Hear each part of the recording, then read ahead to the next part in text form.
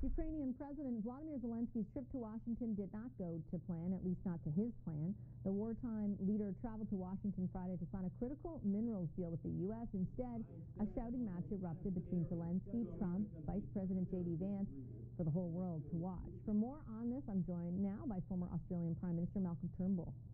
Hi, Mr. Turnbull. A pleasure to see you again. Thank you very much for making time for the conversation. Yeah, great to see you too, Vashi. I have to start off on the developments out of the White House between U.S. President Trump and Ukraine's President Vladimir Zelenskyy, and just get your initial take on sort of watching that video and watching it unfold. Well, the only person that will have taken any pleasure out of that is Vladimir Putin. It's a terrible, terrible event. I mean, the shouting at President Zelenskyy, bullying him, J.D. Vance provoking him. It's really extraordinary. I don't think we've ever seen anything like that. Mr. Trump does have a temper. I suppose many of us do. I've been on the receiving end of his anger, but it was in a telephone call. And really, this is just unprecedented. But it tells you, and I mean, Canadians understand this probably better than anybody, that with President Trump in his second term, we are all having to come to terms with a very different America, with a president who does not genuinely does not share, and is quite open about it, does not share the values we've come to believe are fundamental to countries like Australia, Canada, the United States, the UK, and so forth. I think it's exemplified through what emerges from that video and the events that preceded it, essentially the U.S. now aligning itself with Russia versus aligning itself with Ukraine. What do you think the wider consequences of that are? Well, I think, okay, the first thing is clearly Donald Trump is fascinated with Vladimir Putin. I've been with the two of them, and you can see that. I'm sure your Prime Minister, Justin Trudeau, has observed exactly the same thing, although he may be, given that he's still in office, he may be reluctant to say so publicly, but it's palpable. So Trump is fascinated by strong men, and he does not take a moral view of world affairs. In other words, he believes that might is right. So you remember when Putin invaded Ukraine in 2022, Trump said it was a genius move because he thought, Putin was going to achieve his objective and wipe Ukraine out in a few days. So therefore, his approach to world affairs is highly transactional.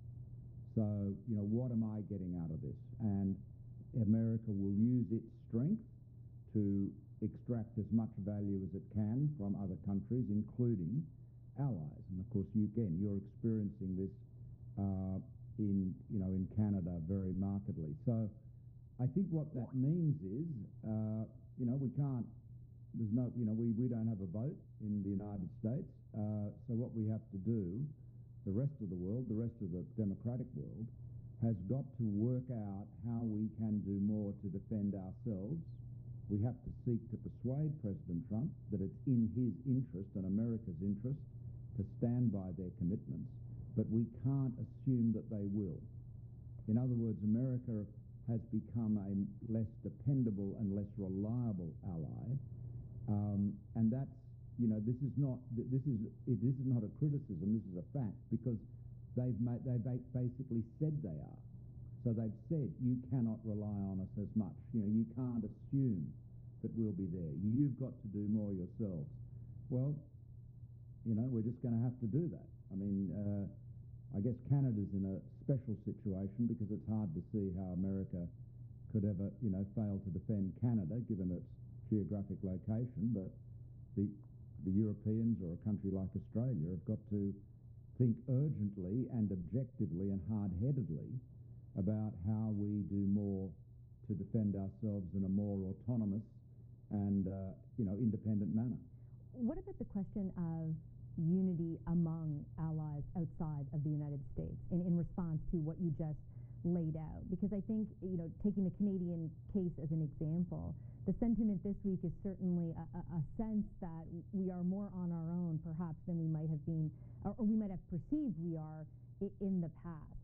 Do you think that question of unity is an important one? What are your expectations around the rest of the world kind of getting on the same page? Well, look, that's a really good point, Vashi. This is a key issue. Like, for example, you take Canada. Australia and Canada have got so much in common, but our relations between our two countries are really very modest. When I was in office, when I was PM, I used to say that we had to start looking at our security in this region, I'm talking about the Asia Pacific now, as a mesh. That's to say, we find our security within Asia, not from Asia. As Paul Keating actually was the first one to say that. But this is the approach I was taking. And the alternative is that we all appear to be spokes going into a hub of Washington, and so we connect via Washington. I don't think we can safely do that anymore. I mean, Friedrich Merz, the next Chancellor of Germany, has made exactly this point. So, I think the democratic countries who have the values we've talked about, which is to say that we want to ensure that might is not right, and the rule of law, international rules-based order, as they call it, is respected, have to do more to work together.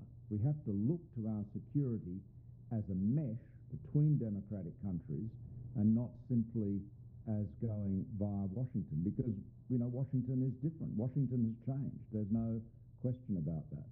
I have time for just one final question. Briefly, I did want to get your vantage point on a report this week that the White House, an advisor, was saying basically kick Canada out of the Five Eyes intelligence alliance. And I ask, of course, because Australia and Canada are both part of that.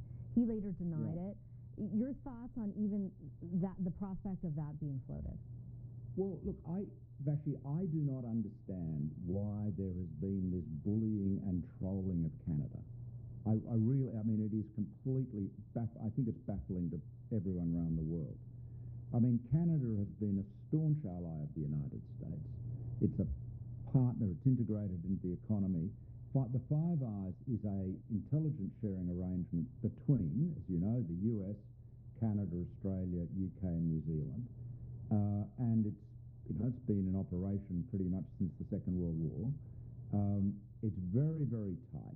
And it benefits all the parties to it, including the United States.